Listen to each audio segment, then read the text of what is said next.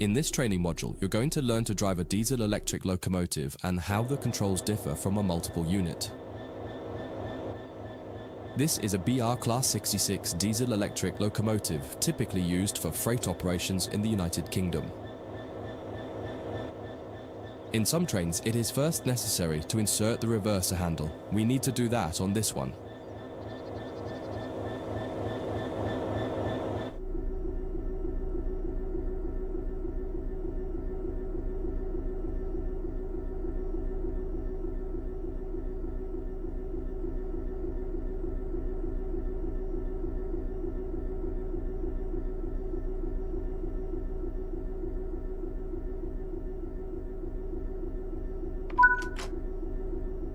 We want to move the train forwards, so move the reverser in that direction.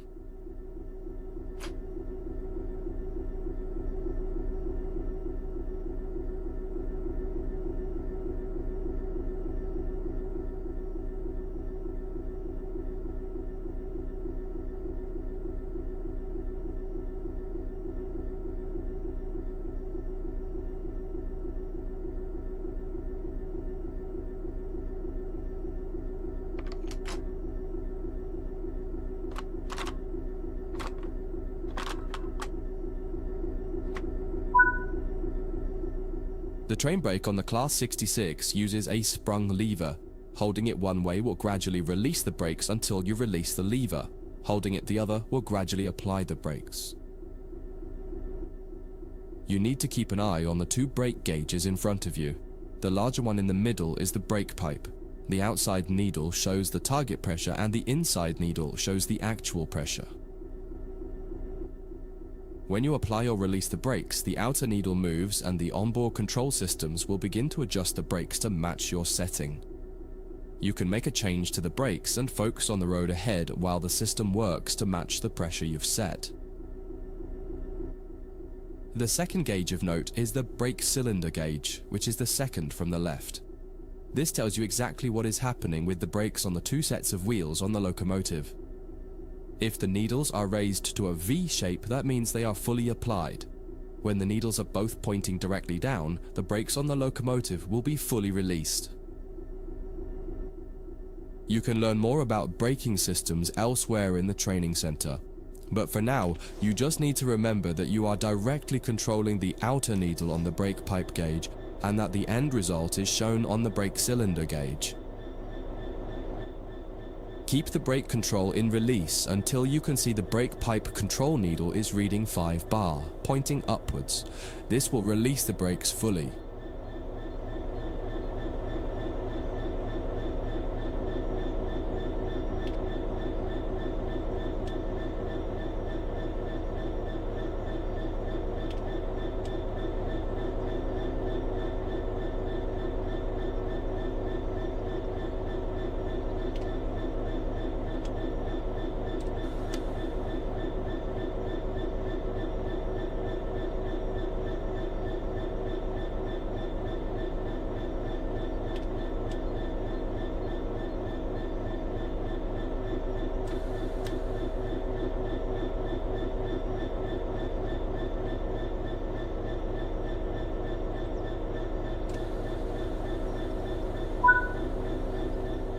Watch the brake cylinder gauge to see it gradually reduce to 0.0.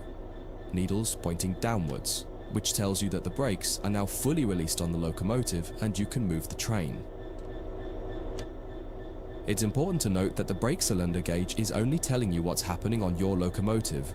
If you have wagons attached, they can take a little longer to release, so if the train doesn't move immediately, don't worry. Apply some throttle to get the train moving.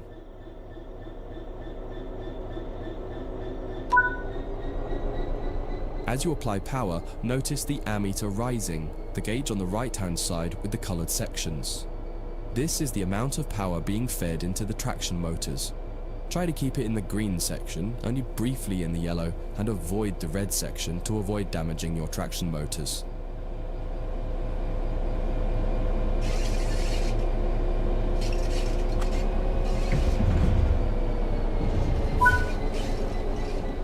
Now that you've reached your target speed, you can move the throttle control back to 0.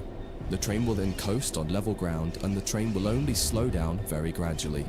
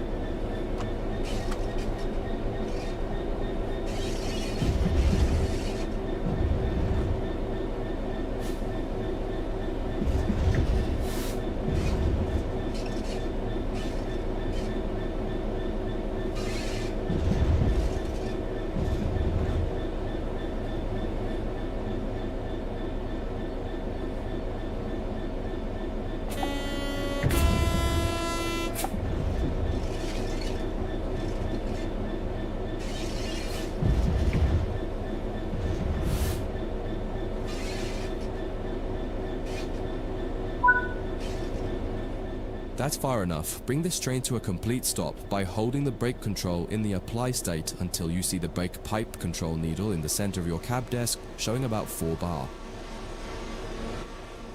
The amount of braking you'll need to apply also varies depending on whether you're going uphill or downhill and how heavy your train is.